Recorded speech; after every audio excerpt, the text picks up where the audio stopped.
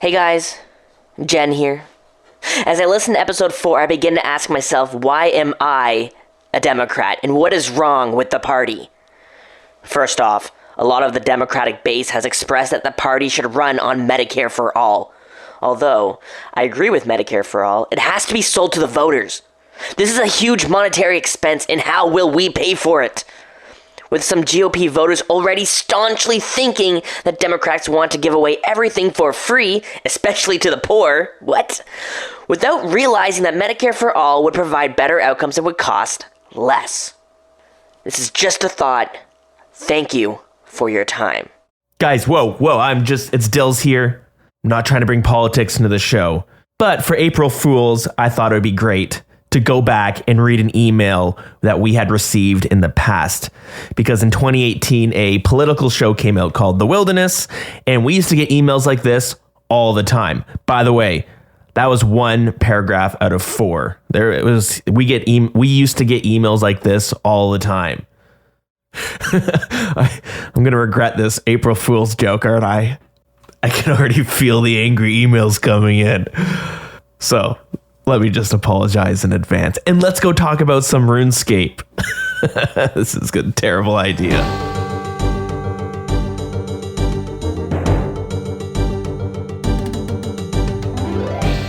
Welcome to episode 202 of the Wilderness Podcast. This is kind of a first for the show.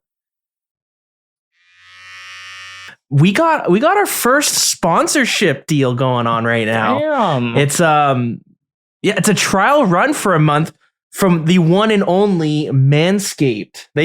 I see them all over RuneScape YouTubers. They reached out, which is exciting. They sent over some stuff. So if anyone wants to buy some Razor stuff, future Dills coming in here. It's code word wilderness to save 20% off on checkout. Anyways, it's pretty exciting. I thought, you've never been sponsored before? Not really. We had this deal with Audible a while back, and I thought it was a sponsorship because it sounded like one, but it was affiliation. So what happened was, it's kind of funny. Anyone who signs up to Audible and use the code word wild, we would get a kickback of money for every person that signed up. And it was like $7 per sign up. I can't remember, but 2 people needed to sign up for a check to get sent over for $15. And this is way back. So at first I was like, oh, that's cool. I think I was more excited to say, like, here's an Audible plug. I think I was more excited to say that, but then when I was like, as time went on, we got one check for $15, and it turned out that was because I signed up for Audible and I used the code. That's hilarious. And then eventually I just stopped doing it because I realized it's kind of like a scam. So I've always wondered first of all, I wonder if they even listen because they sponsor so many people. And secondly, I've always just wondered the hyper aggressive marketing scheme for some of these companies, like the classic being Raid's Shadow Legends. It's like, how deep are their pockets, or how many players are they actually getting from all this incredibly egregious and aggressive marketing that they're doing? Because they get a lot of high level people to do it. Basically, everyone in RuneScape gets offered to do Raid Shadow Legends things. So. Oh yeah, it's so much. It's a meme, right? Yeah, it's everywhere, but it's also it's crazy. I've seen augmented reality videos on my phone as well for them, and then a bunch of stuff for some big streamers. So I think Jeff Goldblum was in one of them. They just get people. They must have this deep pockets specifically for marketing. But I guess if it works, it works. It has to work on some level, but I also know that the word on the street is that Raid's Shadow Legend is a terrible game. So I'm a big mobile gamer. That's obvious, right?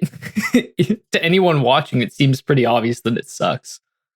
Yeah, there's this weird trend in mobile games where the ads are not what the game is. Mm-hmm. And it would happen there was this one ad that would go around all the time, and it was this actress who was very good looking, and she was like promoting it, and she would be like, I'm about to ride on to battle, and she'd be wearing this like skimpy outfit. And then that was what the ad was, but it like the gameplay would be nothing even close to what they're showing. Like top-down battle simulator. yeah, Clash of Clans. yeah. So it's yeah, I don't really know how it works. And you know what? I was a little skeptical when Manscaped reached out, because I get people all the time reaching out about some sort of sponsorship, and it's like a scam. It's like red flags all over the place and all that stuff. And then, so at first I was a little like, I don't know about this.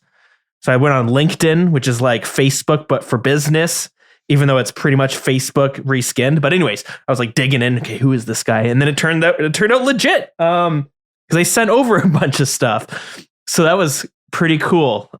That is sweet. Yeah, mine, apparently I'm going to get one too. So it should arrive soon enough.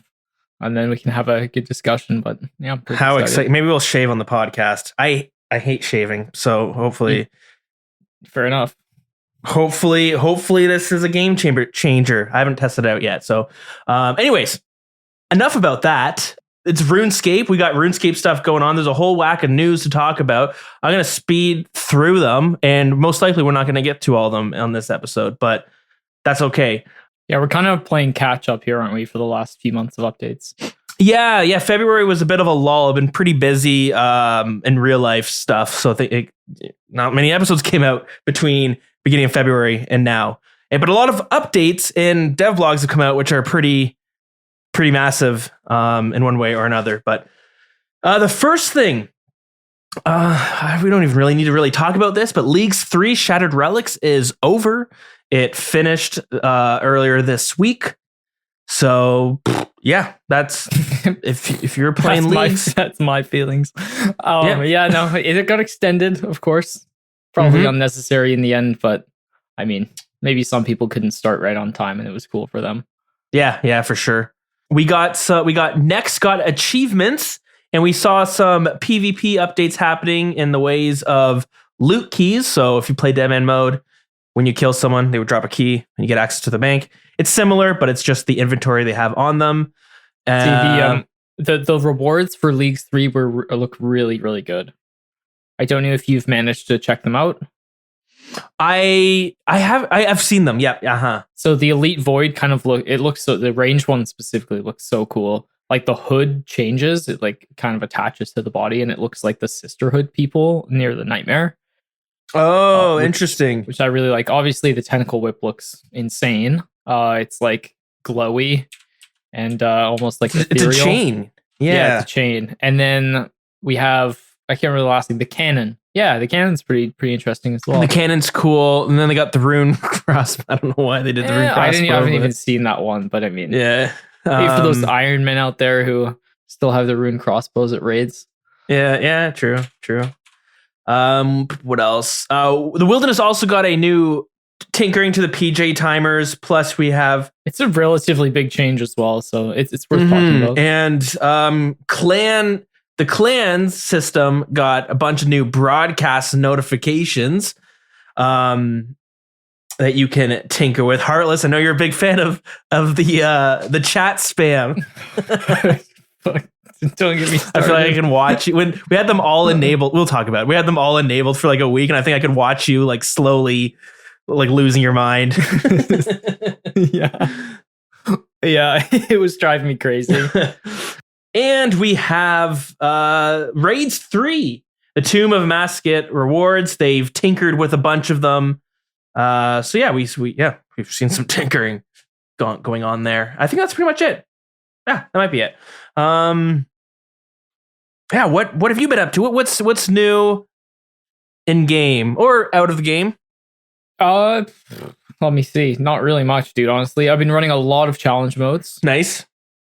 Which are very fun. I've been doing various sizes from solo, duo, some trios. So they've been quite fun. It's nice to get back into those. Then I've been doing a little bit of Nightmare. Sandy's. So I'm up to about 60 KC now. Is that fun? You enjoying it? Yeah, I'm getting better at the fight. Last week I was a little frustrated with like how much attention you need to pay.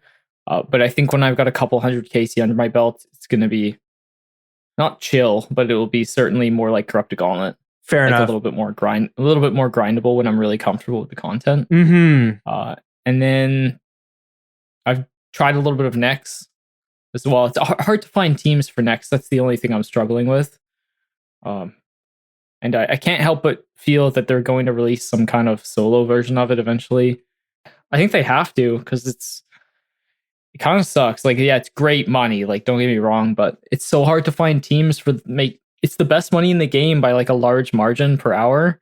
The drops are like 500 mil a pop or just under. And it's hard to find teams. I think means that the content, like, it's just not that great. It's very much a Saradomin brew, restore, click the boss kind of fight. There's not a lot of mechanics to it.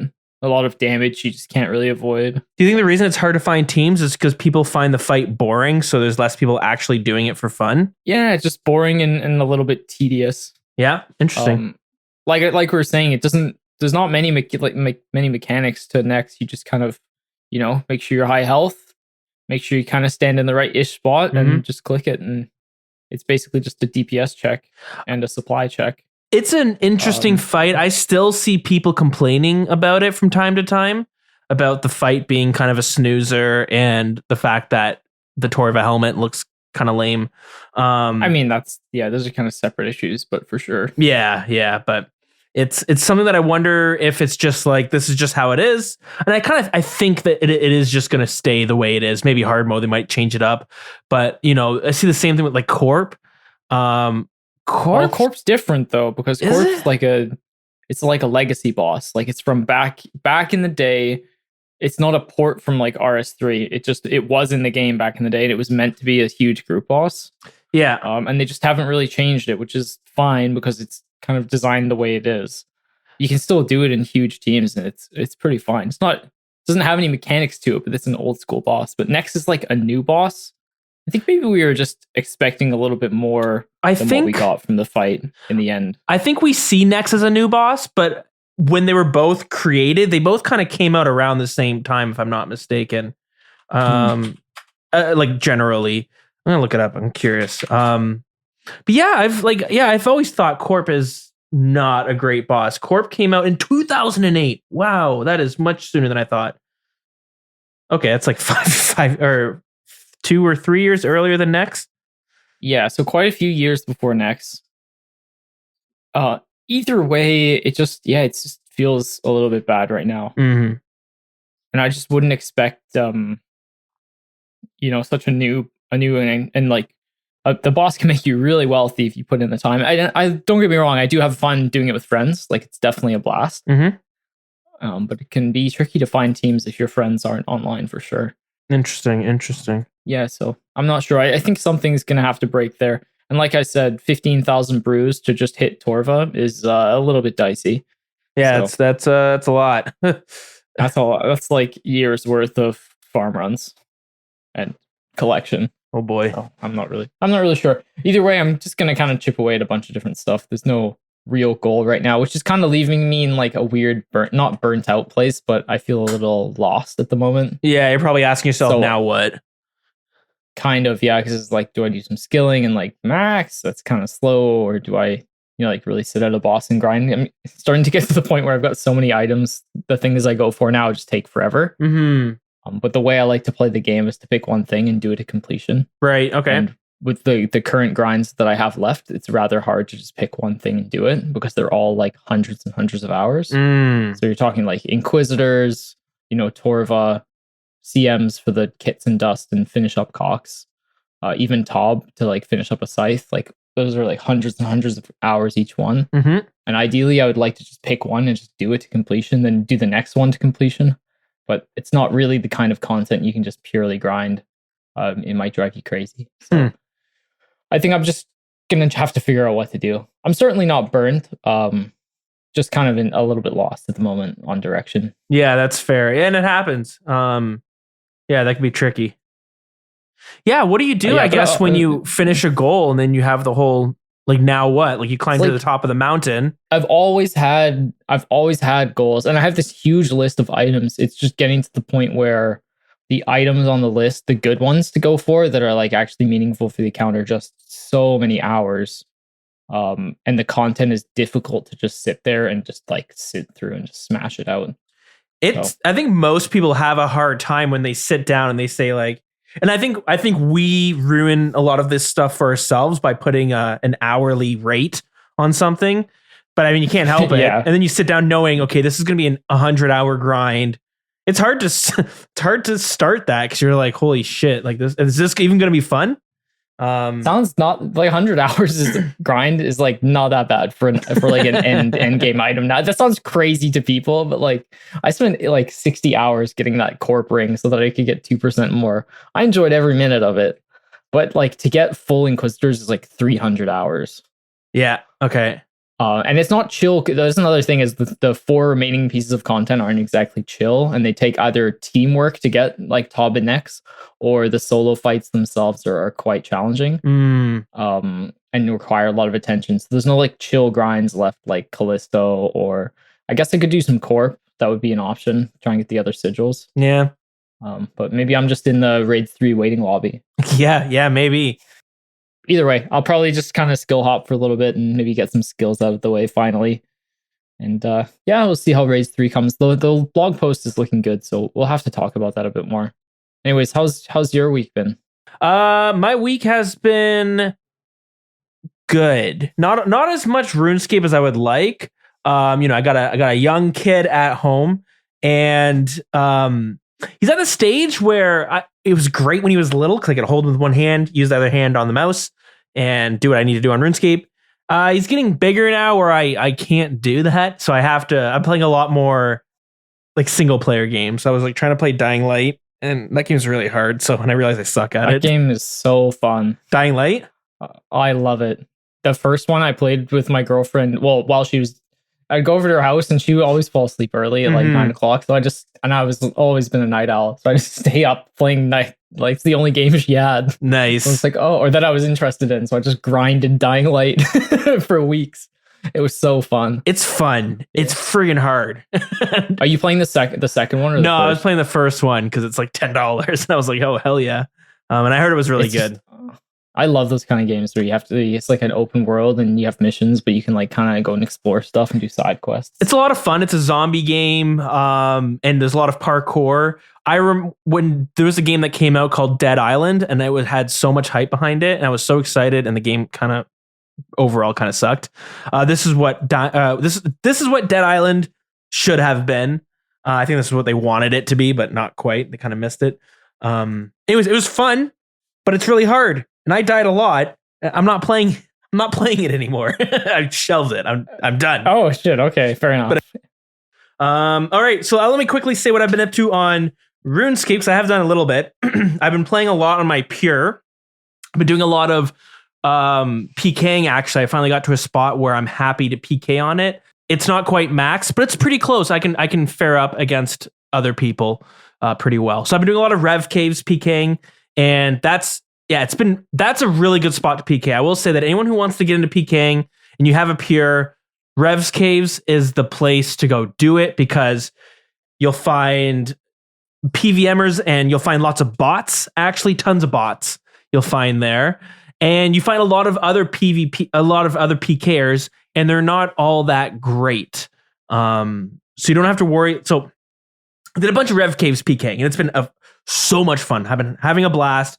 I'm probably breaking about even, dying a bunch, getting lots of kills. There's tons of bots though. It's a lot. There's a lot. But I also tried PvP World PKing, and that is the exact opposite. It's horrible. If you're not good at PKing, the PvP worlds are not for you because people are really good and they will destroy you in a matter of seconds, and you'll like blink and you'll be dead. And they're doing all of these tricks to like, not tricks, but these flexes where they'll like randomly whip out a dragon halberd, but they won't hit you with it. And they'll switch to like an elder maul to kill you. They do all these like wacky moves just to like I don't know, confuse you or whatever it is. They're really good though, and they'll mess you up. And I died a bunch. They're so good. Like it's not even you can't even get better because they kill you so fast. And then I had somebody who was like, "Hey man, yeah, you suck."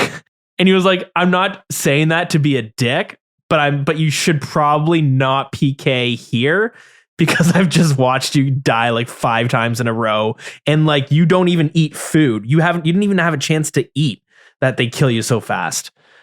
And I was like, "Yeah, it's rough."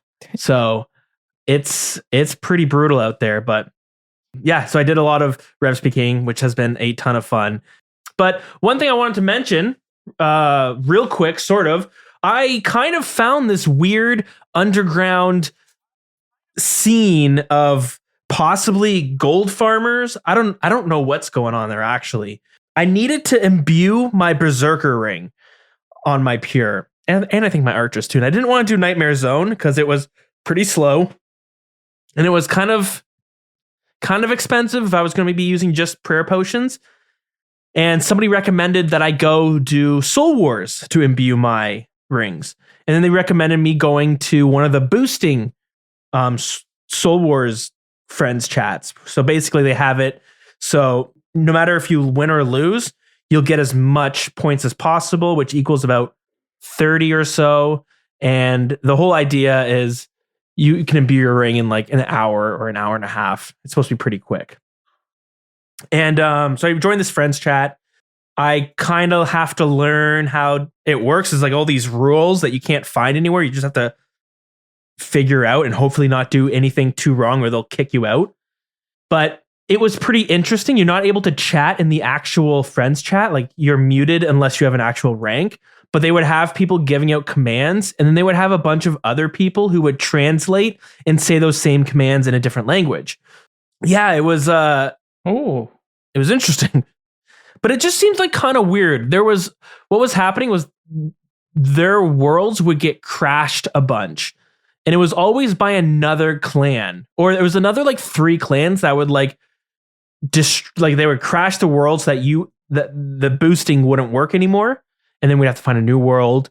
And they had all of these tricks how to throw these clans off. And it was like kind of annoying because you'd be in a lobby and the game's counting down. The game's gonna launch in 10 seconds. When it gets to 5 seconds, everyone in the boosting clan logged out, and then you'd log back in.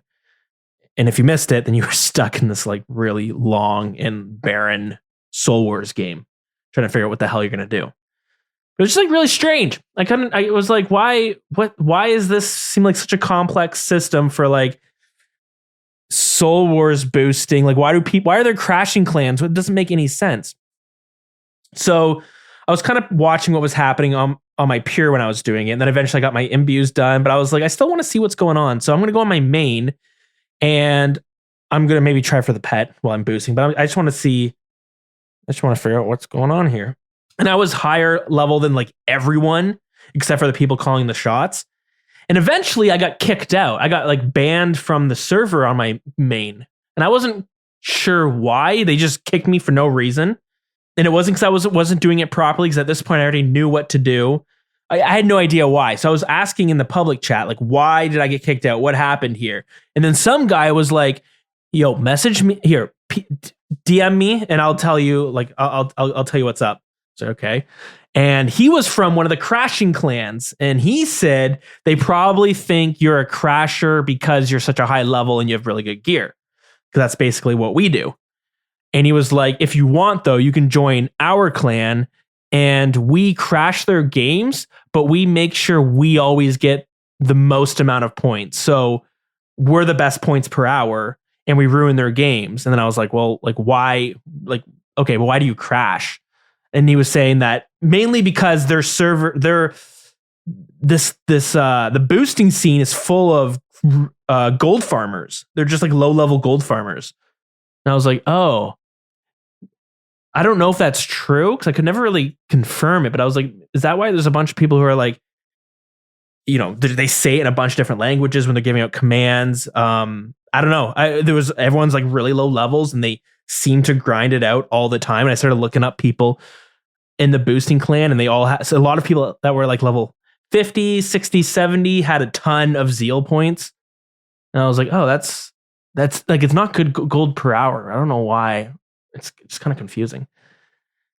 But eventually I got invited to the boosting clan, their Discord server, because I was talking to them on my Pure, and I was asking them, like, why do people crash you all the time? And I got this I got this story from one of the admins, and it is so long. It's like they sent me like 5,000 words in like 6 different messages on Discord. It was a lot. And I was like reading it, and I was like, what the hell is going on in this Soul Wars community? It's like some really whack shit where like what happens in the boosting clans is that people join this boosting clan, and eventually some infighting happens, some drama happens within the clan, and then it splits off into 2 boosting clans. And that keeps happening until you have like 8 different boosting clans, and then some of those clans turn into crashing clans because they hate the other people. There's so much drama going on in the Soul Wars community that I didn't even know existed. It's like kind of insane. I feel like it's been like that since basically its release. Yeah, but like these people only do Soul Wars. It's not even that fun. And then it doesn't make any sense. They're like so attached to it personally that like, you know, your clan falls apart. You don't just move on to new content. You make a new Soul Wars clan, and you spend the rest of your time playing, ruining the other clans' Soul Wars matches. I don't know what the hell's going on there, but this is just a precursor because she sent me all of this text. I was like, I messaged her and I was like, I'm curious and I want to hear more. I just don't have the time to read all of this right now. So anyway, that's madness. Well, it looks like you stumbled into a little something here. We've stumbled into something. The Soul Wars community is pretty whack. But it reminded me of that story of there's like one dude who's been crashing Castle Wars games for like years. Have you heard that story? No.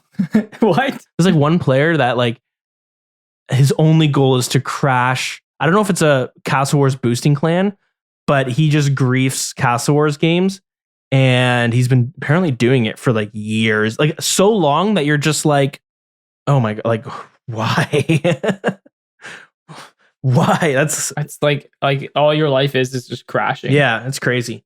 Anyways, that's what I've been up to. PvP stuff and Soul Wars. I'm glad you found another little. You always tend to find these little offshoot communities within the community. That's the Dill's way. Just maybe I don't even know. There's a lot of weird stuff. There's like but there's like wholesome stuff too. Like there's a clan chat for delivering items. Anyways, this game's fun. There's like a guy whose name is like pizza delivery guy or whatever, and he'll deliver your pizza wherever you are if you private message him.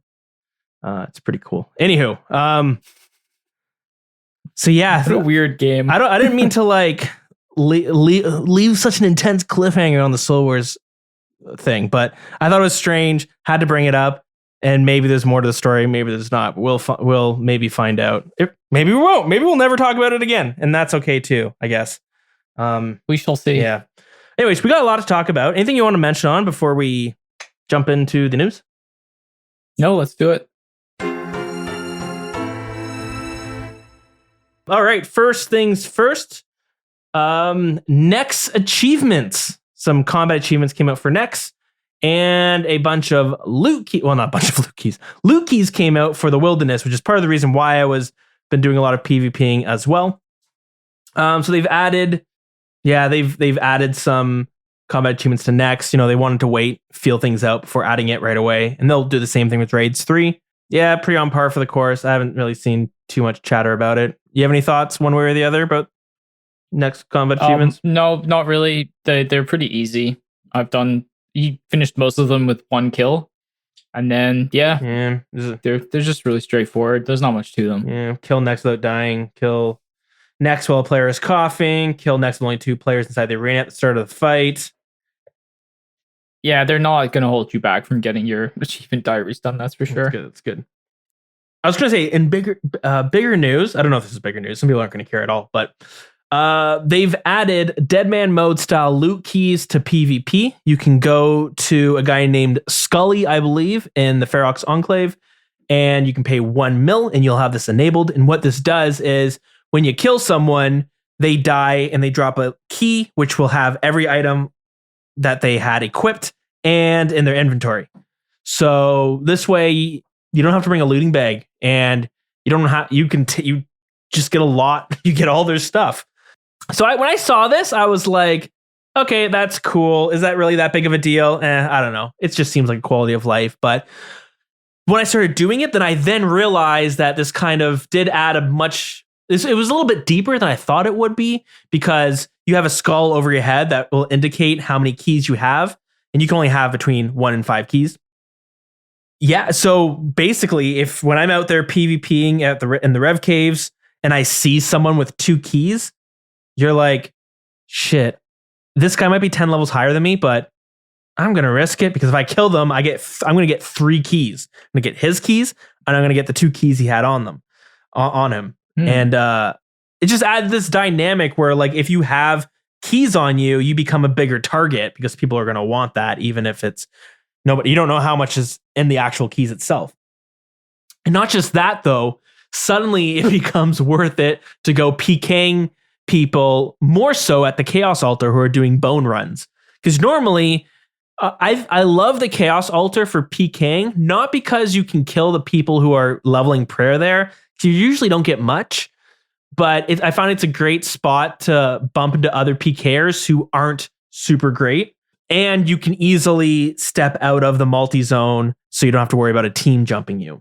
Yeah, this loot key is quite a nice update. I think almost all PKers are pretty happy about it. Yeah, because now suddenly you can go to the Chaos Altar and, okay, this person who has an inventory full of bones, if you killed him before, okay, you might fill your loot bag up with 20 dragon bones or whatever there was on there.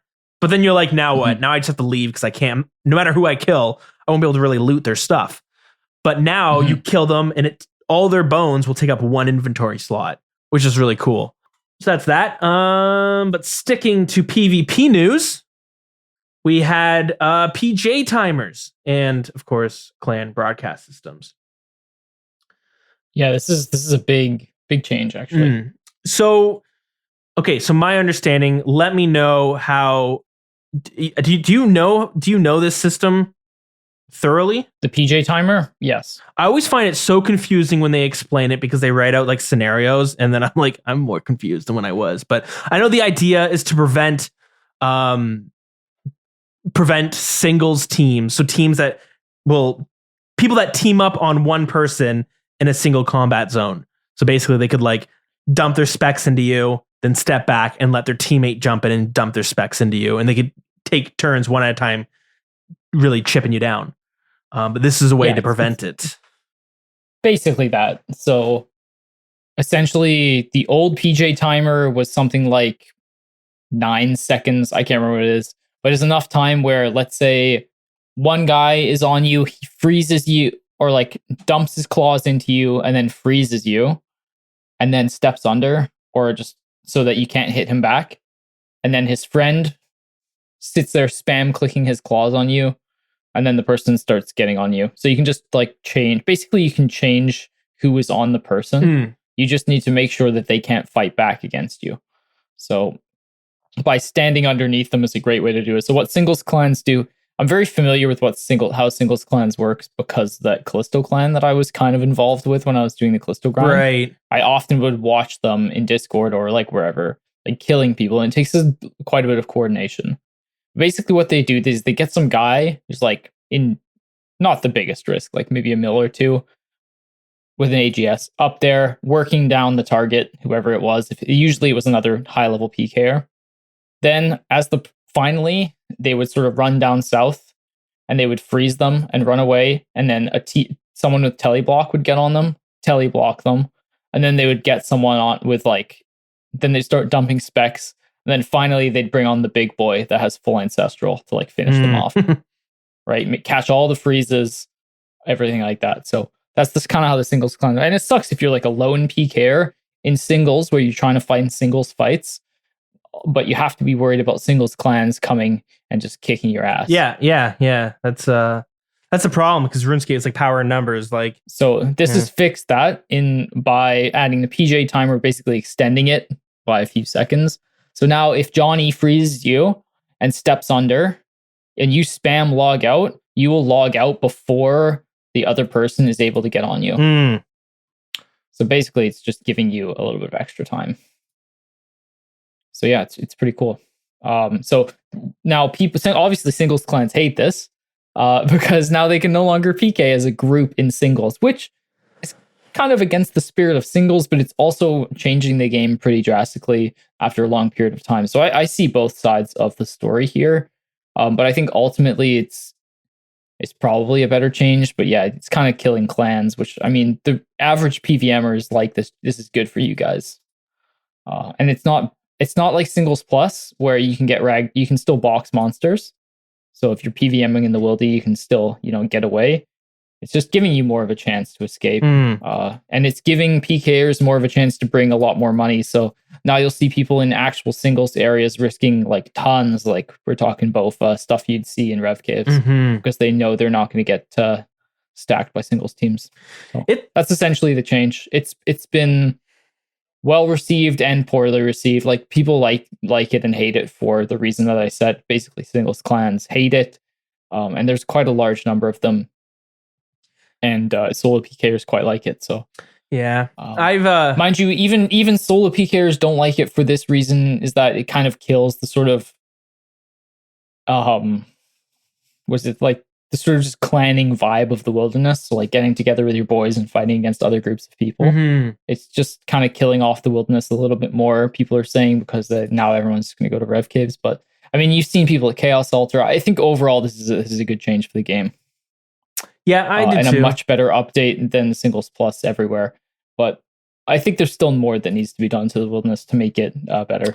Yeah, there's been, especially with the PvP arena coming out, there's been a lot of people, a lot of discussion on Twitter and the subreddit, and a lot of, I have to get off sometimes. I'm very prone to like getting into arguments with people, but a lot because, I guess we'll just tack it on here. There's like controversy because the PvP armor is only going to be able to be voted by people who PvP. Yeah, it's absolutely stupid. Like what?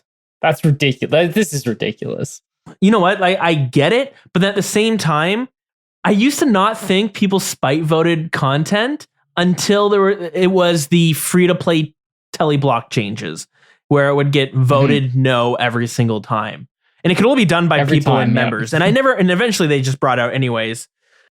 But it was something like 75, I can't remember the exact number, but it's like 60%, more than half of PvP contents usually fail. PvP updates fail the polls. It gets tricky when you're bringing in new armor, because I think somebody who doesn't PvP doesn't want to have that armor coming into the game because it's not going to benefit. It's going to be a negative. It's not going to be a benefit for them at all unless they decide to PvP at some point. It's just a general negative. So there's been a lot of discussion on the subreddit about PvP in general. It's kind of a big conversation to have.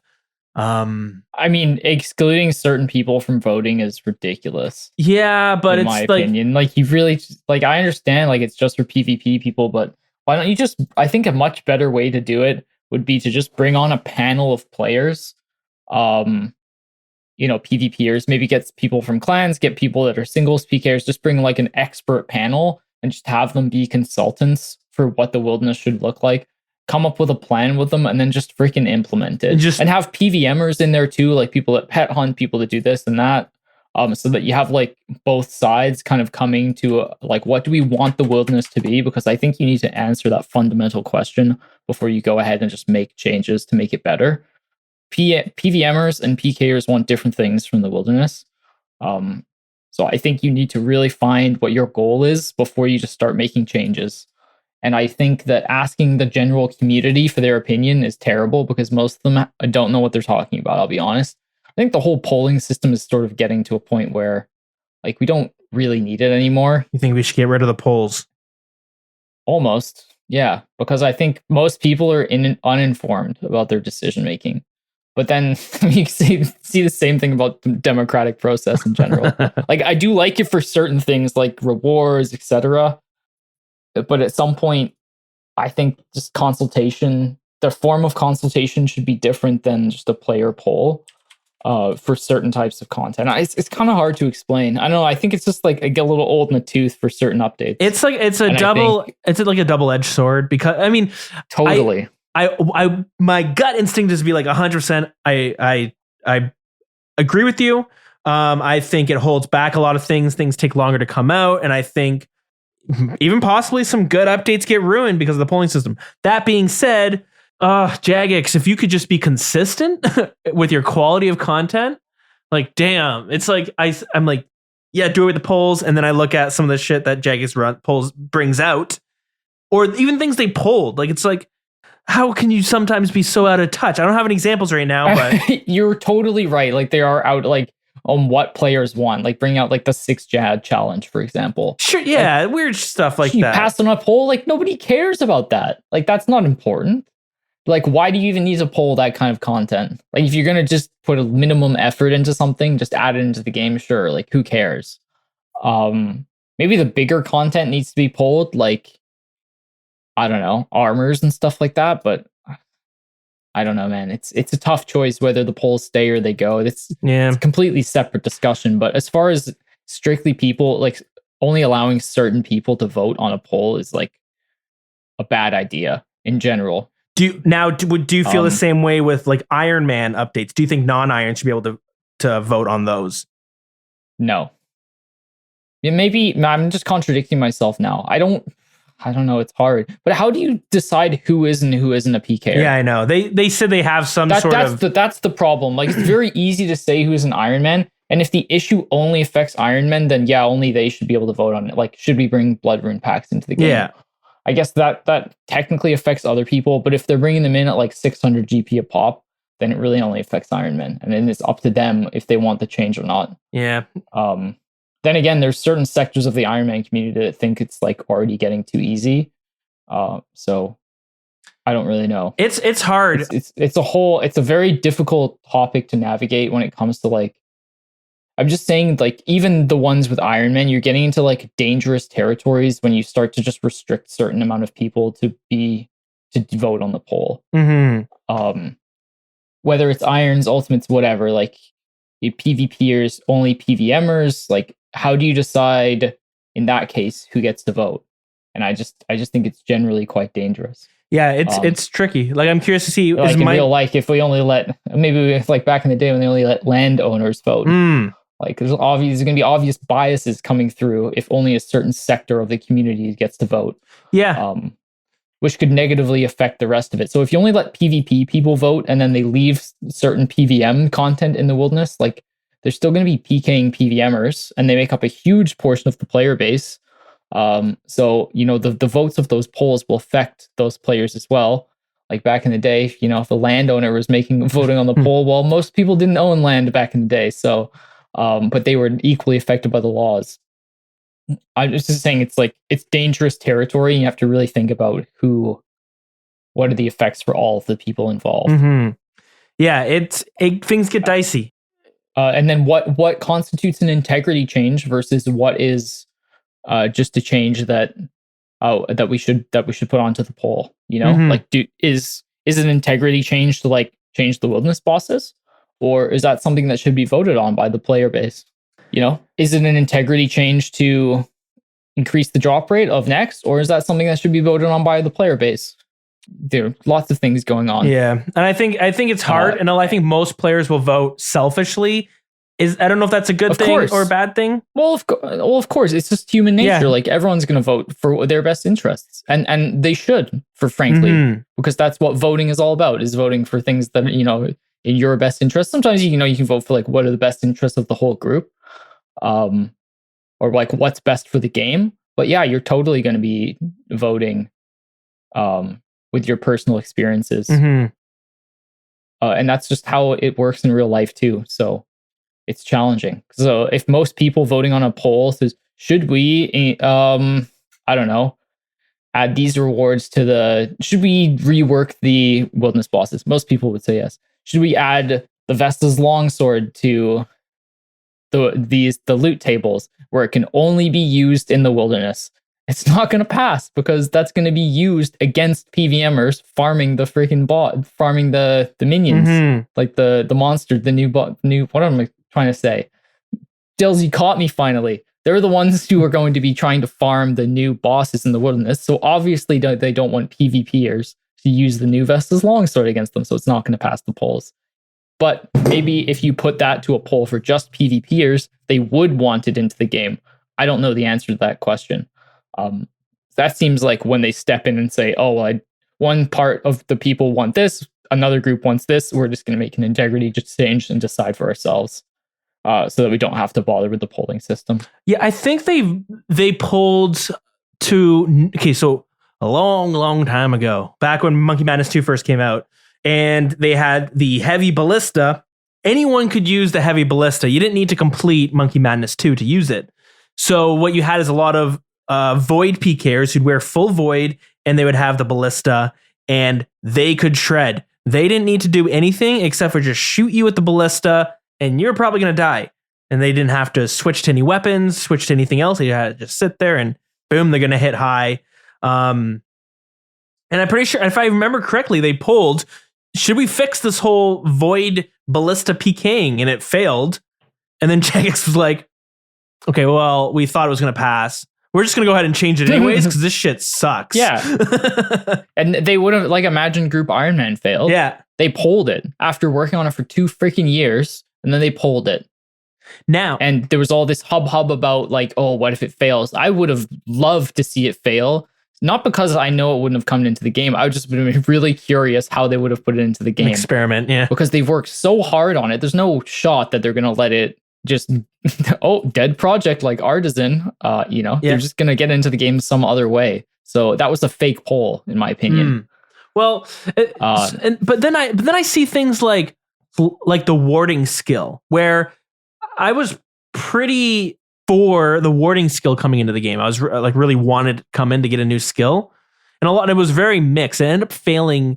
I'm pretty sure it failed just maybe at 70%, not 75.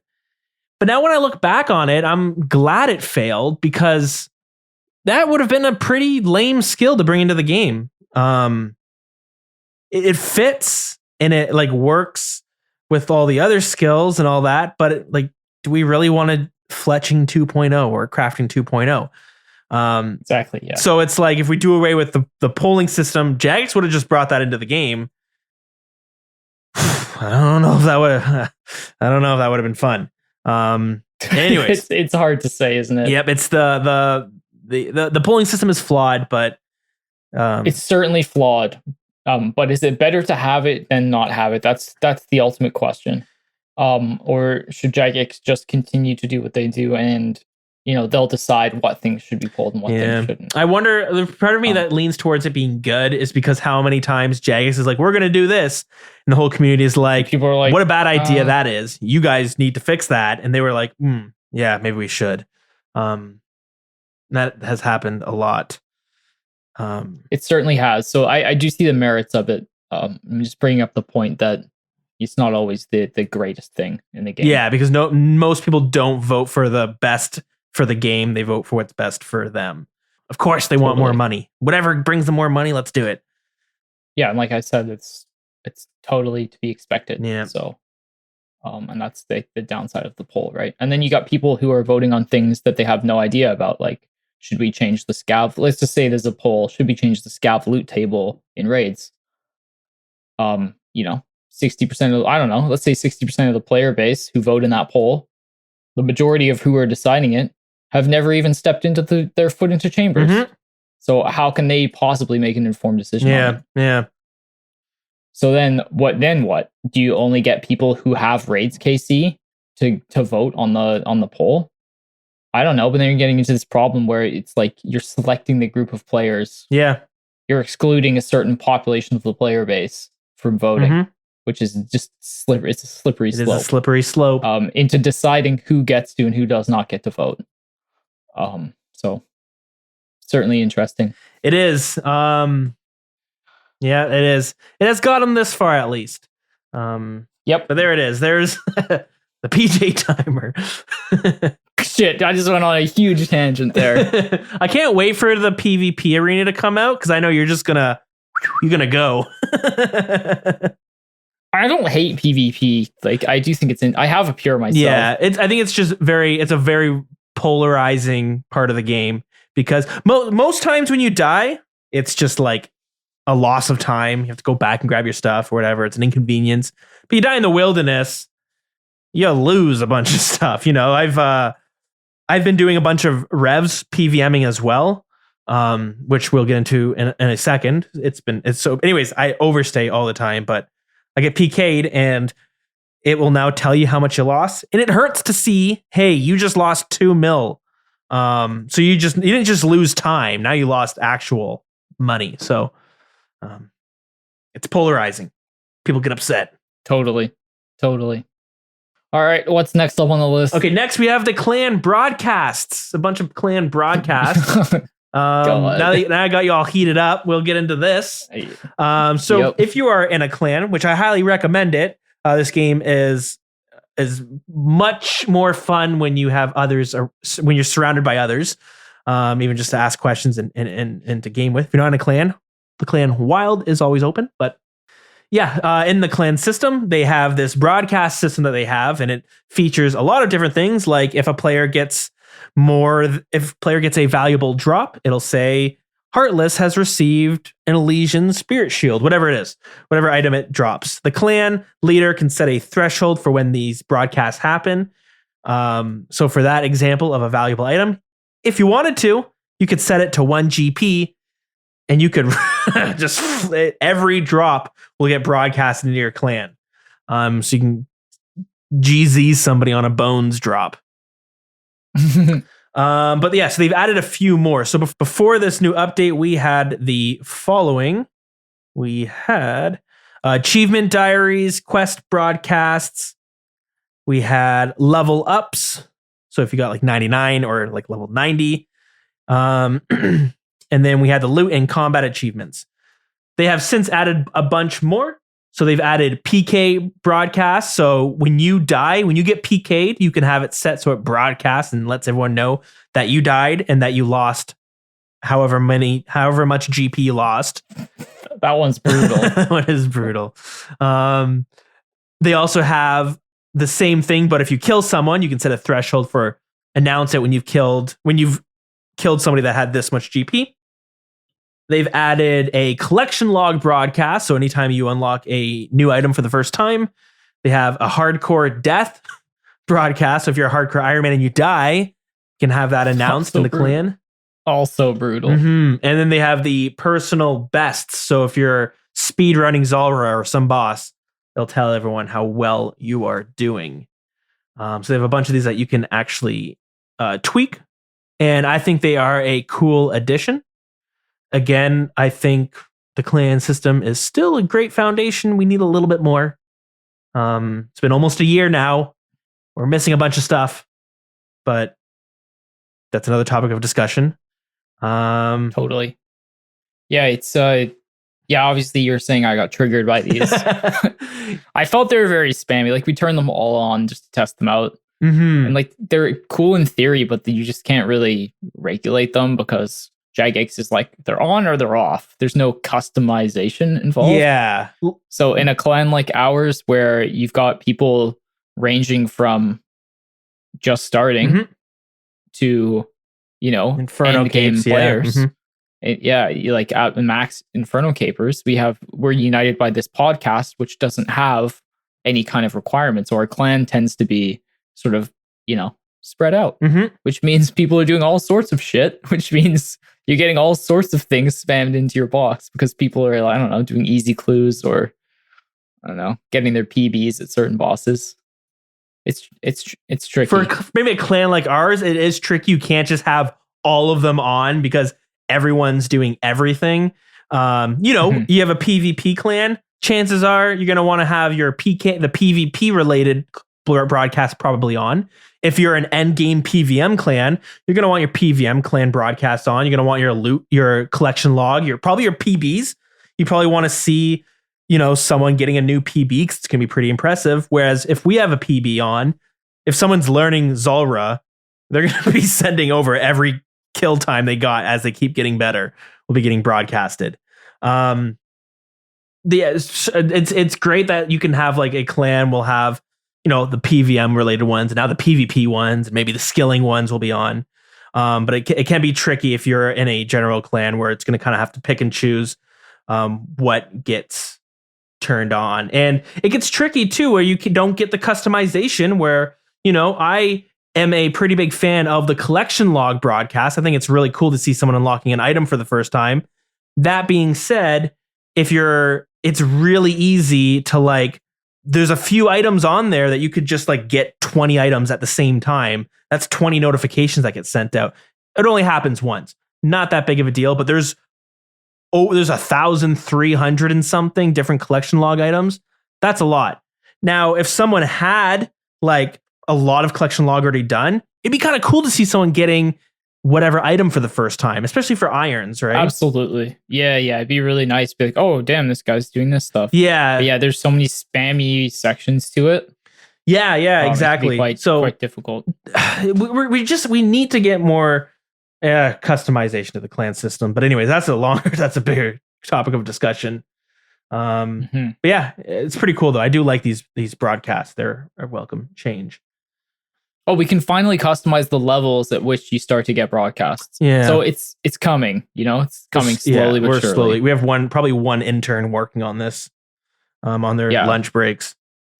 A poor intern that dialed up the power of the Wild CC irons. Yeah, they kept him on. He's a forever intern. Yeah, for sure. Unfortunately, but okay. Let's see what time it. Okay, it's over an hour. Do you want to go do the raids through? Or do you want to save it for next episode? We could save next episode and then do the calls right now. Okay, cool. Let's do that. Or else this might go 3 hours if we don't do that. Yeah. Okay, cool. All right. So there are some new additions to the game. I think I mentioned raids 3 items got tweaked. Let's save it for next episode because we're already into this over an hour. And this might be a bigger conversation. So we'll save it for the next episode. Let's take a quick break and then we'll be back. We got some calls, so we'll be back. Those calls. All right, we're taking a quick little break and heading on over to the Grand Exchange where we talk about how you can support the show if you want to. We have a few ways you can do that. Patreon, buy me a coffee. We can send some money our way. But this episode, we got something even better. You can also support us by going to Manscaped, who are our sponsor for this episode, and using the code word wilderness. It shows them some love. You'll get something too for shaving. And we get some love in return because they see that people listen to the show, go to Manscaped afterwards. Now, before we get into the whole spiel of what Manscaped is, I have to go into my radio persona and read the ad lines. Support for the Wilderness Podcast is brought to you by Manscaped, who is the best in men's below-the-waist grooming. Manscaped offers precision engineered tools for your family jewels. Manscaped's Performance Package, the ultimate men's hygiene bundle. Join over 4 million men worldwide who trust Manscaped with this exclusive offer for you.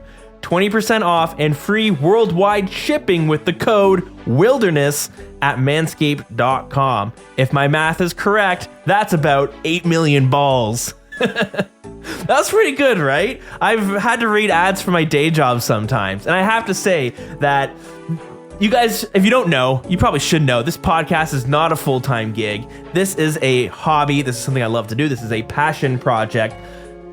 I have a full-time job outside of this, and honestly, I don't plan for things to change. I love both things. I'm actually starting a new job on Monday, but we'll talk about that afterwards. But I say that because I'm not about to just take a sponsorship unless it seems like a pretty good product. And I know Manscaped. I really know Manscaped from like other RuneScape YouTubers, right? We all watch like other YouTubers and we see that Manscaped had sponsored them as well. Which is why when they reached out to me, I was like, oh, I know Manscaped. That's pretty interesting. Another thing too is I didn't have an electric razor. Mine broke a while ago, and I kind of have gone through a bunch of electric razors. I buy them and they break, so I stopped buying them because they can get kind of expensive. But anyways, that's besides the point. So when they offered to send me a kit, their performance package, which is like this huge bundle, I was like, well, yeah, I need it. Worst case scenario is if I don't like the product, then I'm just not going to do the sponsorship. But anyways, I had some time and I tested it out, and so I will say that I do like it. It was really nice. So they sent a bunch of different products, and I think maybe each sponsorship, they're doing a trial run for 4 episodes. So for the next 4 episodes, each one, maybe I'll look at a different product. They have like ball toners and like ball deodorant. So it's like, which could be really good for people out there who are like tenderizing and whatnot. I haven't had a chance to use it. I don't even know what I'm going to spray it on. Ask the missus to give a little whiff. But I did try the actual razor, the lawn mower, they call it, which is really the main reason. If you were to buy this performance package, you get a bunch of different stuff. You get a cool little carry-on bag, you get some boxers, you get nose trimmer and like some ball deodorant and ball cologne, which could be good. I've heard stories of, I have like female friends, even the missus has told me the last thing a woman wants on a date is a bad smelling crotch reason. So that the ball cologne could definitely up your game. But anyways, haven't tested it out yet, but I did test out the lawn mower, which the whole shtick is like shaving your balls, right? That's their entire shtick. So, and they even asked me, they're like, can you mention a time where you might have hurt your balls or is some sort of funny ball trimming story? And it's funny because it's actually a problem that I have had in the past. So we'll keep it brief. But when I was younger and I needed to take care of the area down there, I was kind of like too nervous to ask anyone how to do it. And then as I kind of got older, you're too old to really ask. How do you take care of your, if I'm 30 years old, how are you supposed to trim your balls? You get kind of self-conscious. So I used to use an electric shaver, just like a regular one that I would buy for my face. And I ended up, one time I nicked my testicles and that really hurt. And it's also really scary. You get like a cut down there and it's just very uncomfortable. So I got really scared about that. And then another time was I got an ingrown hair and I went to the doctor's and it really hurt. And I basically asked like, how do I prevent this going forward? And he said, using scissors would be a way, but I wouldn't just use like any classic razor because you're definitely prone to like nicks and ingrown hairs. So I've been using scissors since then, and scissors is also very sketchy because one slip and you're done. It's scary, right? Especially when you're doing like the gooch area, you can't really see too well. And anyways, I'm sure you can imagine it's kind of sketch. So I tried out the old Manscaped just to kind of see how it is. And they have 2 different guards as well. And what's really nice is they sent a pamphlet over on how to properly shave your testicles. So that was very helpful for me. They show you how to do it. So I went and tried this out. And I was still a little bit nervous of nicks because I still have PTSD when it first happened like 10 years ago. But I really did give it a nice stress test. I went all over everywhere down there. My whole nether regions I gave it a whole fresh once over. But if I was going to talk about this product, I really wanted to make sure that this is something that I would continue to use in the future. And because of my past of getting a nick, the last thing I want is to get another one and then tell everyone else to go try this. So anyways, I tried it. I went all over and it was nice. It was actually great. I didn't have any worry and everything was like shaved evenly. So your boy is looking pretty fresh down there. But anyways, it was nice and it is way better than scissors. I would just go use the cooking, we have a bunch of scissors. So I just go trim them and wash them, and I hope there's no pubes left on it when someone's cutting construction paper or something. Anyway, so I could say this was way better than scissors. It's waterproof, so you can do it right in the shower, and there's actually a light on it too, which was really nice for seeing for just seeing in general, right? You don't have to worry about shadows because this light, it's like a scope. So it was a pretty good experience using it, and I will say that I will continue to use this. So yeah, if this all sounds kind of interesting, go over to manscaped.com, use the code word wilderness. You save a little bit of money, 20%, and you get free shipping, which is pretty nice too. And again, they have a whole different like packages and whatnot. I think the performance package is the best bang for your buck, to be honest. And it could make for like a good gift too, right? Yeah, you get a whole whack of stuff. Anyways, go check it out. But all right, we are not done there. Guys, if you want to support the show outside of maybe buying a product, maybe you want to do it through Patreon or buy me a coffee. Yep, that is an option as well. You can head on over to patreon.com/The Wilderness Podcast. And I want to welcome on board D. Claude to the Patreon Club. Thank you so much for your support. And of course, if you're willing to do like $10 a month, then you are going to have this episode dedicated to you as well. So Z-Space, Yay Fiber, Szechuan, Spleemo, Scott Bainbridge, P. Jackals, and Strosity. Thank you guys so much for all your support. But if Patreon's not your thing, but you still want to donate money, you want to buy me a virtual coffee or something, that's quite all right as well. You can head on over to buymeacoffee.com/dills to do that. So thank you to Chick, to Jay-Z Soup, and Drew. It's funny enough, actually, Drew, I bumped into Drew at the Grand Exchange. He saw me just hanging out, and he said hello, that he liked the show. He's wasn't in the clan, or didn't. So really out of the blue for me, happens quite rarely actually. Deegan, an old co-host on the show, he used to have it all the time. People would always be reaching out, and I was always kind of jealous. But yeah, it's always crazy to bump into someone in the flesh, and then they say like, "Oh," and they listen to the show, which is pretty unreal. So, Drew, thank you. You didn't have to buy me a coffee, man, but thank you very much for keeping me caffeinated, guys. Truly appreciate it. And finally, this is it. Thank you to the server boosters over on Discord, discord.gg/The Wilderness. That's Battlestaffs and Chick. Thank you guys for boosting the old server there. Okay, sorry guys, it was a bit of a long one. It's a little bit different this time around, so I want to do a little intro of Manscaped. But let's get back in. We got some calls to listen to. Okay, we are back.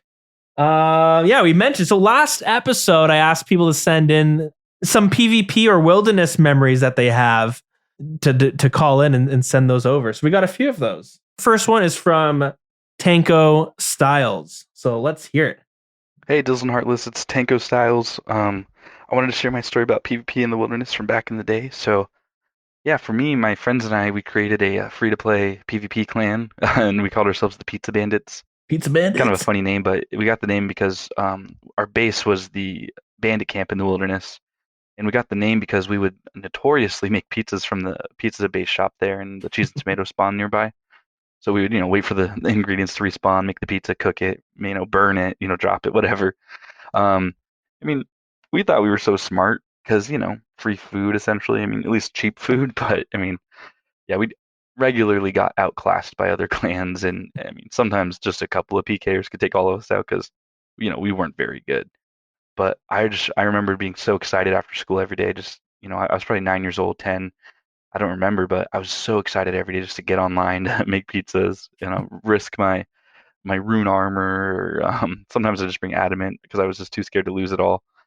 But if anyone in the Discord or clan chat, or if anyone was in the Pizza Bandits, that would be a random coincidence, but I doubt it. But yeah, that's all, guys. Thanks for everything. Bye.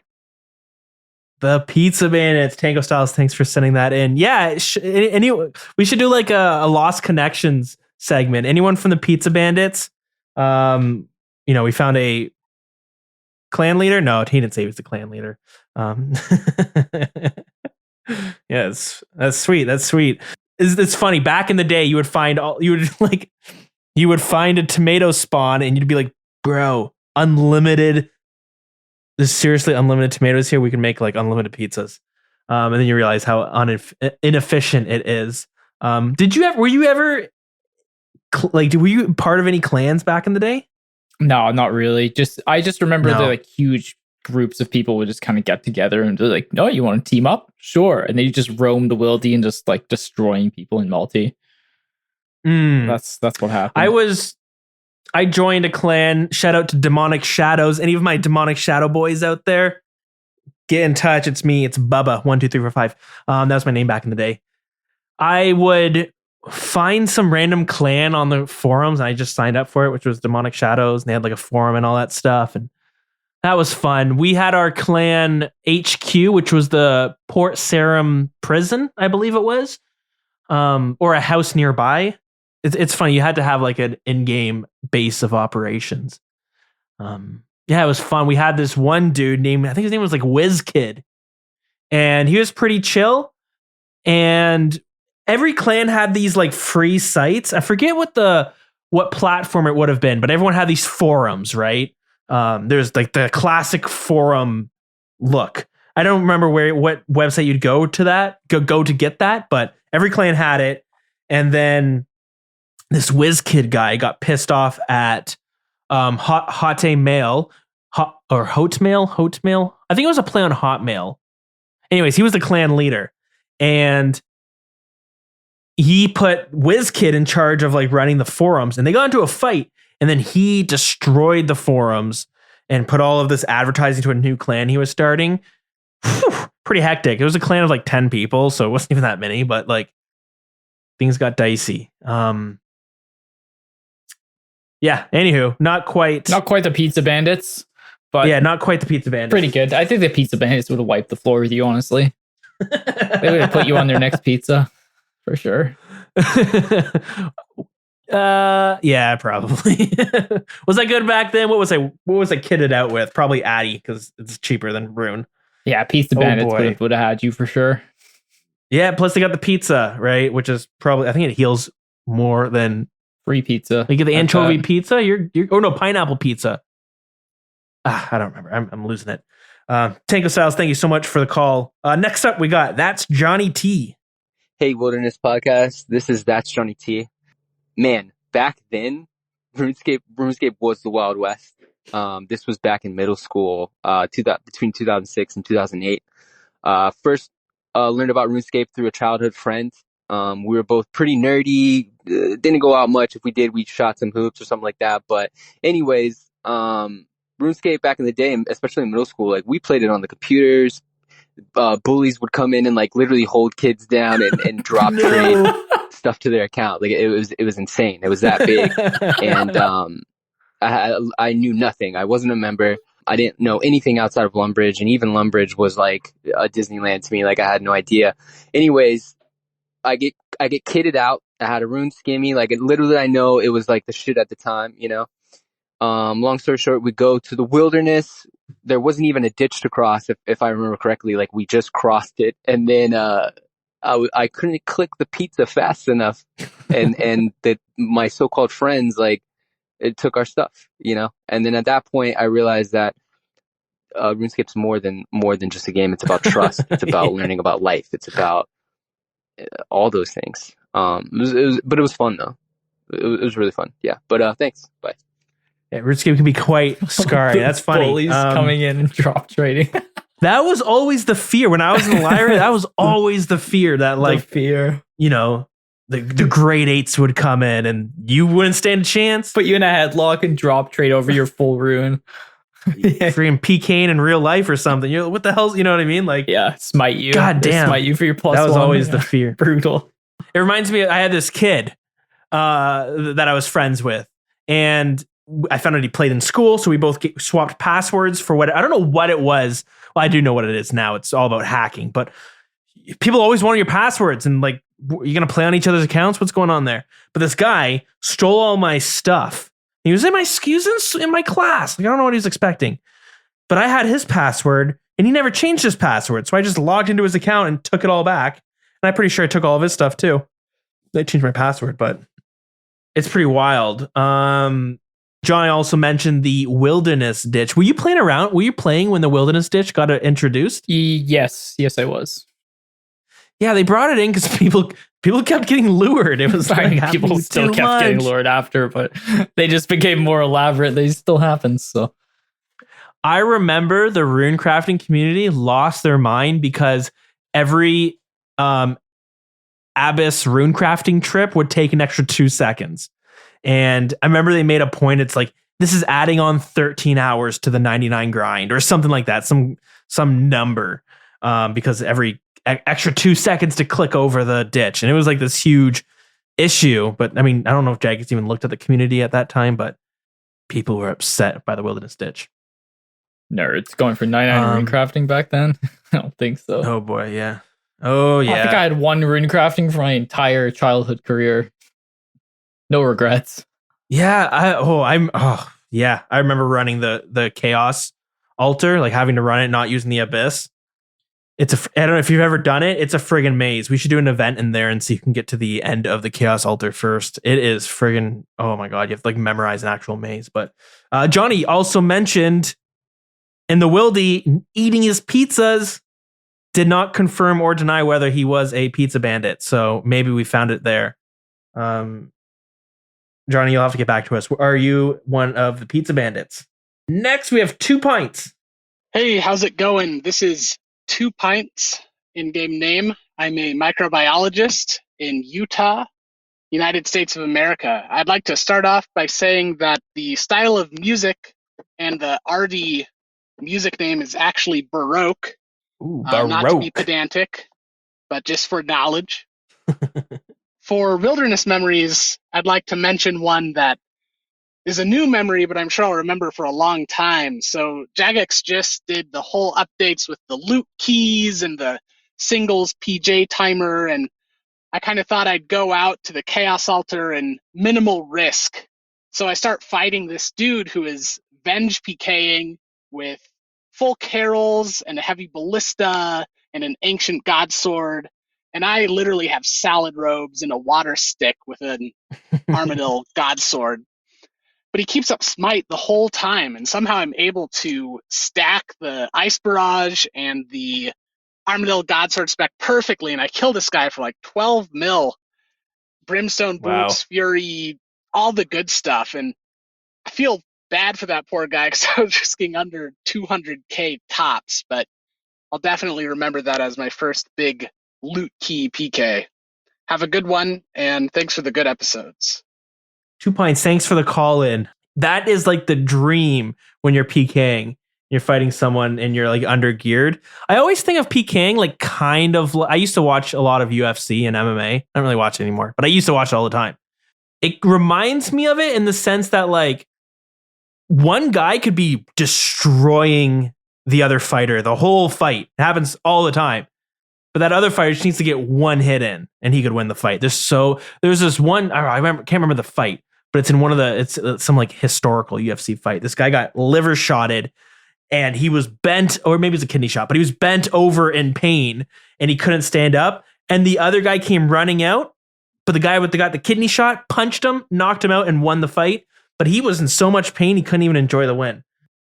So you can get lucky PKing. Sure, that's what we were saying. Remember last week when I talked about that amulet that would save you if you got KO'd? Right. That's why it's so bad. Specifically for this reason that just happened. Like the guy was working him, but he managed to pull out the big spec. So, yeah, you can get lucky, and if you line things up, there is definitely skill involved, but there's also that layer of RNG that you could just get lucky with a DDS spec or EGS. And it happened to me where I'm fighting someone 10, 15 levels higher than me. And as a pure, that's a huge gap in strength, or at least maybe they have a bunch of added defense. And I had the same thing. I was able to pop off and get that kill. And some of the best feeling is like you get that 12 mil drop, but then the feeling you have trying to get out of the wilderness, hoping you're not going to get jumped.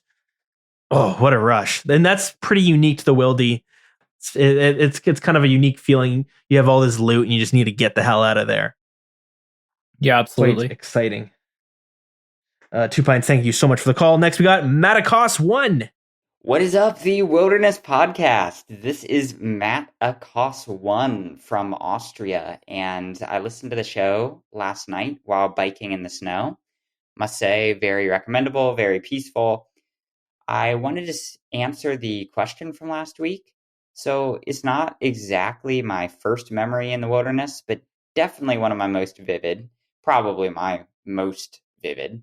And I just become a member at this time. And unlike most people who are most excited to pass through the gate west of Falador and, of course, die by the White Wolves on White Wolf Mountain, I wanted to enter the new wilderness area. And so there I was, a noob walking through the gates with all my best items and valuables to protect me. Yes, quite naive. When all of a sudden, Jesus. yes, Mr. Chaos Elemental sent me to Lumbridge in about 2 seconds and sent me crying to primary school, knowing how many yew trees I would have to cut to earn my money back from the valuables that I lost. And ever since, I've never returned to kill the Chaos Elemental because I had such a bad first experience. So, love the show as always. Keep up the work, and I'll be calling in next week for the next weekly question. I am holding you to that weekly timeline, boys. Auf Wiederhören. That scared the shit out. I screened these calls beforehand. I clearly stopped like 20 seconds short. Well, you messed up. Hey, it's still not as bad as the Armadyl crossbow spec. It's the worst. It's a rough one. There's a few really bad ones. Yeah, that's it's funny. When I played Escape from Tarkov, it's very much like vibes of being in the wilderness at all times. And they have a thing called gear fear, where you don't want to bring your best gear in there because if you lose it, you'll lose it. But at the same time, what do you do with this gear then? It just sits in your bank, and you're supposed to use it to kill people, but you don't ever use it because it's so good. That kind of happens with RuneScape. The difference is that you don't need to PvP. You can do other things with it. But yeah, that Chaos Elemental is such... I still don't know. I don't know why it's out there and it is the way it is. That's super random. I wasn't really... Like, we're all really young at those days. So we never really questioned when a new update came out. But I would love to go back and ask Jagex, like, why did you feel like adding this Chaos Elemental that removes your armor and weapons and teleports you around and just kind of smacks you? That thing's killed me a few times when I'm trying to get somewhere, and it's pretty frustrating. Yeah, all the wildy bosses suck. If you just run into them without, like, in the middle of nowhere, they're all going to slap you. Yeah. Very, very tricky. Matacos1, thank you so much for calling in. Next, we got Dr. Feelgood. Hey guys, Dr. Feelgood here. Thanks for putting in your time each week to come up with such a great podcast. It's really cool listening to it whilst I'm working or doing whatever. I'm currently at university studying teaching, so it's pretty cool to hear your stories, Heartless, about school. It's quite a nice motivator for me to hear about your day-to-day adventures. PvP experience I had when I was a kid was I had a friend come over and we thought we'd play RuneScape, and I was going to lure him into the wilderness and steal all of his rune armor. So I went in there, we both went in there with our rune armor on, and I turned around with my adamant scimitar and sculled on him and started attacking him. And what did he do but turn around with a rune two-hander and absolutely destroy me? Oh no. I went crying to my mum and told her that this friend had stolen all of my stuff, and she asked him the story, and when he told her the truth, I got grounded for 2 weeks for being deceitful, and he got to keep all of my stuff. Rat. So I was very upset about that. And needless to say, we weren't really friends after that. Oh my Cheers, guys. God. Thanks again.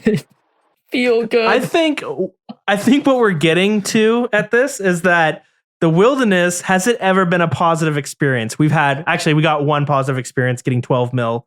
And I suppose making pizza is somewhat positive. The pizza bandits are great. That's a big positive right there. That's quite positive, but luring, killed by bosses, getting grounded for just losing a fight. Is that, imagine you get into a fight at school? Well, I mean, no, he was going to lure his friend for his armor, and then his friend kicked his ass. Then he told Mom a lie. Then he got grounded because Mom found out that he was going to lure his friend. Fair enough. So that's 100%. I'm on Mom's side with that one. That's a big grounding. You see that? I see that stuff all the time at my job. Like, so and so did this. I was like, oh yeah, what did you do? You got to find the other side of the story. There's always two sides to the story. Kids can be brutal too. Yeah, they can be. They always leave out. I know that's an awfully large detail to leave out of the story when you find out later. He stole my stuff. Did you? Well, he was trying to steal my stuff. Well, he lured me. Counter. Yeah, brutal. Feel good. That's rough. I'm sure he learned from it though.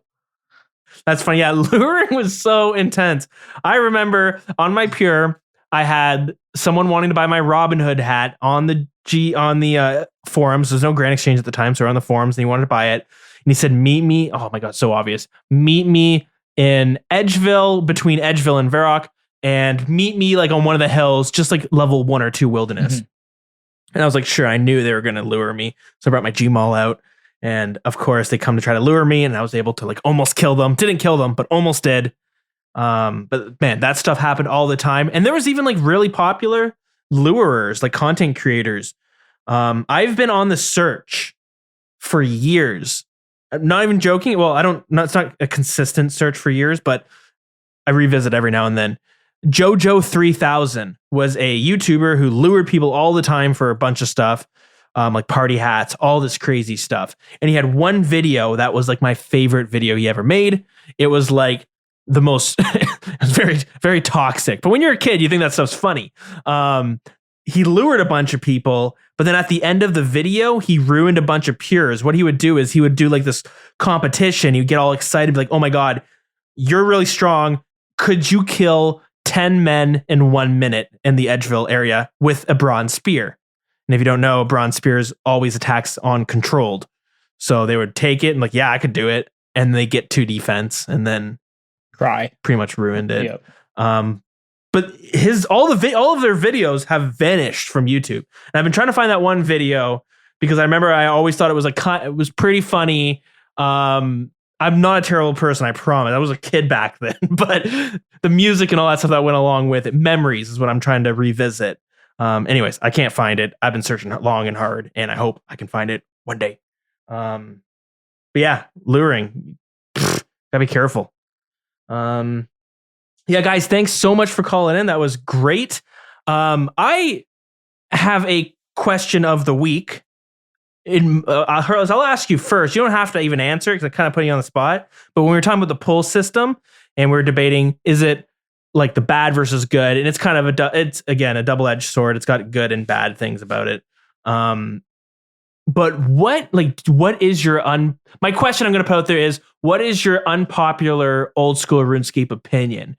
Let's really get people heated for the next. This probably is going to be a terrible question to ask. But, no, this is a great one. Yeah, what's like the unpopular opinion? And I don't mean I go on the subreddit unpopular opinions, and all the time it's very popular opinions.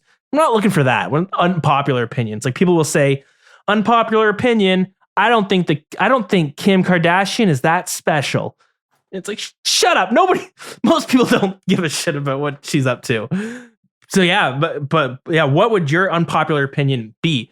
I think mine, the first thing that comes to my head, I'm sure I have multiple, maybe I'll think some more, but the first thing that comes to my head is that I think Chambers of Xeric was way more fun when we had no idea how to skip phases. And now that we've learned how to optimize that, the content kind of sucks. I really don't like doing it. But it's kind of like Pandora's box. You open it up. I have the complete opposite opinion of you. I hate content when we don't know what's going on. I like. Oh, really? I like okay. When it's optimized and I know what's going on, and it's like mechanically intensive. That's way better. Okay. So yeah, that's an unpopular opinion, Dills, for sure. Okay. There you go. Cool. I don't know. Maybe that the wilderness bosses aren't so bad. That would be my unpopular opinion. Yeah, that's a pretty good one. I think their loot sucks, but I don't really care about the PKers that much. Because part of the wildy. I think the loot and the dragon pick needs removed and the loot needs completely revamped, like stuff that maybe you could only use in the wilderness. I love like crossbow style ideas. So that if you are interested in that kind of gear, or like, I don't know, gear that makes Wilderness Slayer really strong or farming other things really strong, I think that's cool.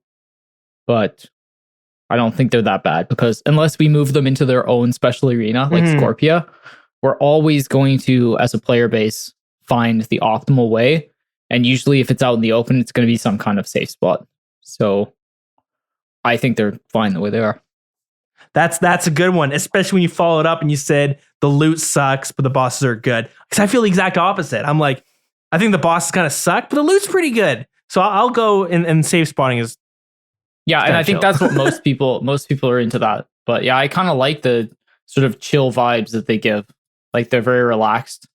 You kind of just get to safe spot them and watch out for PKers, and then when they come, you try to escape.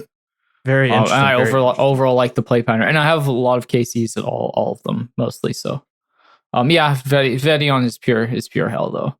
I will admit that. Oh my god, Vedion sucks. That's just because of the minion. That's just because of the boss. His boss design is kind of shitty because you have to like kill the minions, and the kills are slow. That's the reason I dislike Vedion. It's like, yeah, PKers come there a lot, but can you even properly kill it? Because it hits hard. Yeah, you could face tank it. It'd be fine. I know in the past we've killed as a group. You Callisto. can dodge some of its attacks, which is like not so bad. Like you can dodge the mage attack from Vedion. Yeah. So it's like AoE, but it's still not the worst. You can like run out the way. But yeah, Callisto, he's no chance you can kill by yourself face tanking. You're gonna get stacked. It's so brutal. Yeah, I used to bring full Verax, and you get one kill. Sometimes you got unlucky. Yeah, and you'd have to spam. Basically, Venge kills it for you. I never even actually brought it, but you just hoped, because there were times you'd go in and it would kill you, or it would drain your inventory, and you're like, okay, I need 2 inventories to get 1 kill. Sometimes you were lucky you get 2, and it was pretty inconsistent though, because it does hit so friggin' hard. Yeah, so I'm like as someone who eventually wants to get all the wilderness pets, and I believe we have a bet going for that deal. Oh, do we? I think so. First person to all wieldy pets. Oh, we do. Oh, I didn't even write the date. I have a list of all the races I'm in. You have what? Scorpia and Venenatus? Yeah, and you got Vedion. And I have Vedion and Chaos Ellie. True. So hours wise, I think I'm still ahead of you. But yeah, that's going to completely change, and I'm a little worried what it will look like. I mean, that's just because I'm worried about change. It's kind of natural, but I'm sure it could be better. But yeah, the loot is pretty garbage. It better be better. If it's I'm not like the general loot is fine. Like, yeah, you get snapdragons, like you make a bit of money, but the actual unique loot is pretty stupid. Yeah, like Dragon Pickaxe. It doesn't really belong there. No, that's like a whole discussion in the community right now. Like, where should the Dragon Pickaxe be? I've always said it should be available outside the wilderness because it doesn't make sense. Yeah, and spoiler alert, they are revamping some of these bosses. Supposed to be coming out, I'm gonna guess June, July. And they've mentioned that they want to add new uniques onto it, and they want to move the Dragon Pickaxe off of it, possibly put it on Volcanic Mine or something else. So yeah, might happen there. Yeah, but I don't know. You could add something cool, like, I don't know, or an untradeable. Actually, this is kind of stupid because it would be related to skilling, but something that would make skilling in the wilderness better. So, like an untradeable fishing pot that gives you 50% chance to catch an extra dark crab. That's actually a cool idea. Having like tool sets, but they have to be untradeable for them to be worth it. Because if they aren't, then you're just gonna be selling them on the G, and people are gonna be going to grab them. Yeah, and there's not a whole. I'd like to see a few more untradeable things in the game when it comes to that kind of thing. It would make it more brutal to lose. You lose, maybe it disintegrates, and they get a bunch of money or something. What I would really like to see is in the death system, you'd be able to choose which items this isn't unpopular, which items you can keep. So you by default, it will be like the highest 3 alch values, I think is what it is currently. Basically your most 3 expensive items. But I wish you could shift it around if you chose to do so. So like, let's say for me, if I was out in the wilderness and it's really easy for me to just go and buy a Torax helm off the GE or something, I could remove that out and then put in my, I don't know, Mage Arena 2 cape into the saved spot instead of it being the other way around. Interesting. I'd like to see that system come in. I'm not sure if it's possible, but we said that about extra bank space, and here we are. Yeah, they lie to us all the time, don't they? Yeah, that's good. Okay, so yeah, the question out there: what is your unpopular OSRS opinion? Yeah, okay. Guys, that is it for the show. We'll run through a little housekeeping stuff, which is we have a clan in game, which is wild. Our Discord is discord.gg/the Wilderness Podcast. Next bingo, or if you want to watch bingo or help out, whatever it is, you can join the Discord for that. But join it. Come hang out. We have an email, thewildernesspodcast@gmail.com. If you want to call in and leave a message, there'll be a SpeakPipe link in the description here. You don't have to answer the actual question. I just do it. We got a lot. We got like 5 calls this week, so I'm going to do it again, and that's awesome. I'll have to say this is my favorite segment. I think, right? I'll get a little notification when somebody leaves a message, and I get a little giddy. So, it's pretty cool stuff. Okay, do you have a song of the week? Do you want a classic, Dills, or something off the wall? Ooh, classics are pretty good. I'm a fan of the classics. Okay, so let's go with Overture. Overture. Okay, how do you spell that? Over, and then TURE. Oh, Unlocked in Sears Village. Oh, that is a classic.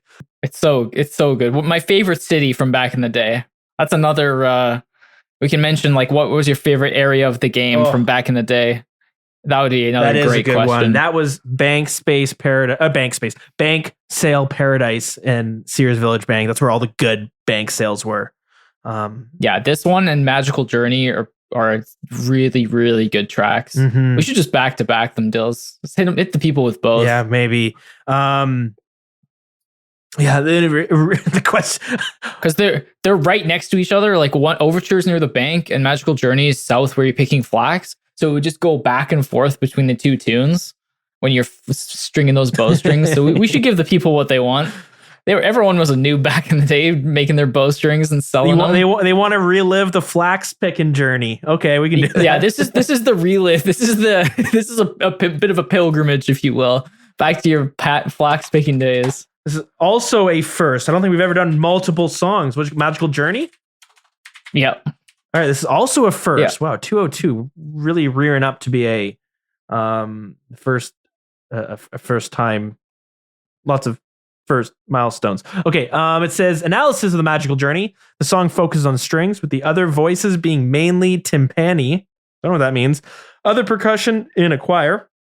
The melody is slow and smooth, while the counter melody is quick, staccato, and syncopated. Syncopated. What the hell does that mean? Characterized by displaced beats or accents, so that the strong beats are weak and vice versa. Wow. Our symphony guy called in last episode probably cringed as I read that out. What the hell is a counter melody? I have no idea, Dills. Interesting. These are all nonsense words to me. Okay. Yeah. Same. All right. So guys, that is it for episode 202. Thank you so much for listening. Yeah, let's go pick some flax. See ya.